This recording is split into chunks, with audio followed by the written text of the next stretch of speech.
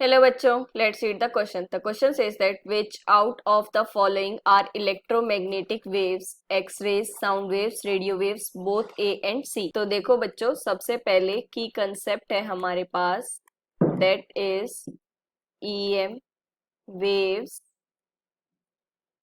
EM spectrum.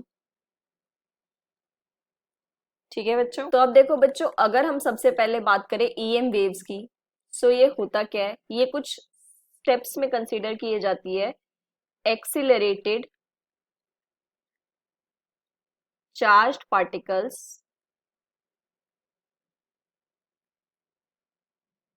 created by varying electric field and magnetic field. ठीक है बच्चों।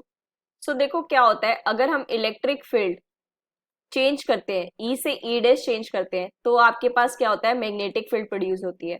और अगर हम मैग्नेटिक फील्ड चेंज करते हैं तो क्या होता है, आपके पास इलेक्ट्रिक फील्ड प्रोड्यूस होती है। ठीक है बच्चों। सो कॉन्टिन्यूसली जब हम ये प्रोसेस करते रहते हैं तो आपके पास क्या होता है, वाइब्रेशंस क्रिएट होती हैं due to very electric field and magnetic field continuously. ठीक है बच्चों। सो इसकी वजह से आपके पास एक्सिलरेटेड चार्ज पार्टिकल्स प्रोड्यूस होंगे and that is responsible for production of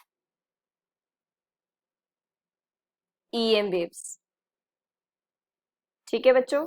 और कुछ इसकी प्रॉपर्टीज होती है that EM waves do not require any medium to travel.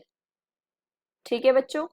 इसका मतलब that can be travelled in empty space as well. अब जो एम्प्टी स्पेस होता है उसे हम रेफर करते हैं वैक्यूम से। ठीक है बच्चों। That means that do not contain any particle at all. ठीक है बच्चों। इसका क्या मतलब है, देखो कभी भी आप रूम में बैठे हैं, वहां पर अगर थोड़ी सी भी सनलाइट आती है तो आपको व्हाइट व्हाइट पार्टिकल्स, जैसे ये हमारे पास रेज आ रही है सन की, तो आपको व्हाइट व्हाइट पार्टिकल्स दिखाई देते हैं इस रेज में, है ना बच्चों। सो जो ये पार्टिकल्स होते हैं ये नेचुरली हमारे पास प्रेजेंट है एटमॉस्फेयर में। ओके बच्चों। सो वैक्यूम को क्या होता है, दैट इज क्रिएटेड प्रैक्टिकली, जहां पर आपका कोई भी पार्टिकल प्रेजेंट नहीं हो। ठीक है बच्चों। तो वहां पर भी आपकी EM वेव्स ट्रेवल कर सकती है, जैसे कि एक्सरेज। ठीक है बच्चों। Radio waves and so on. अब देखो बच्चों, इन सब EM वेव्स को हम डिनोट करते हैं EM स्पेक्ट्रम में, जिसमें आपके पास डिफरेंट डिफरेंट वेवलेंथ्स एग्जिस्ट करती है। ठीक है बच्चों। First one is radio wave, microwave, infrared, visible, ultraviolet, X ray and then further gamma ray. ठीक है बच्चों। और इसको याद करने के लिए ये सेम ऑर्डर में आपकी वेवलेंथ क्या होती है, दैट इज डिक्रीजिंग। ठीक है बच्चों। और विजिबल आपका वो रीजन है जो आपको हमें आईज से दिखने स्टार्ट हो जाता है। ठीक है बच्चों।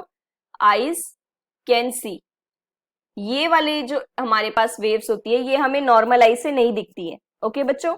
अल्ट्रावायलेट भी दिखती है, एक्सरेज भी दिखती है, गामा रेज भी दिखती है। ठीक है।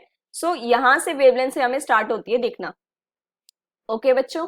अब देखो इसे याद रखने के लिए हम निमोनिक्स लिखते हैं, that is Reynolds mother is visiting uncle Xavier's garden. ठीक है बच्चों। अब देखो ये निमोनिक से क्या होगा, आपको ये पैटर्न याद रहेगा, जैसे हम क्या करते हैं पीरियडिक टेबल भी याद करते हैं कुछ निमोनिक से। ठीक है बच्चों। सो इससे आपको इजीली याद रहेगा। सो अब देखो इसके अकॉर्डिंग ये आपकी सारी टोटल कंसिस्ट कितनी करती है, 7 वेव्स। ठीक है बच्चों। तो अब देखो जो हमारे पास रेडियो वेव है, माइक्रोवेव है, इंफ्रारेड है, विजिबल है, अल्ट्रावायलेट है, एक्सरे है एंड गामा रे है।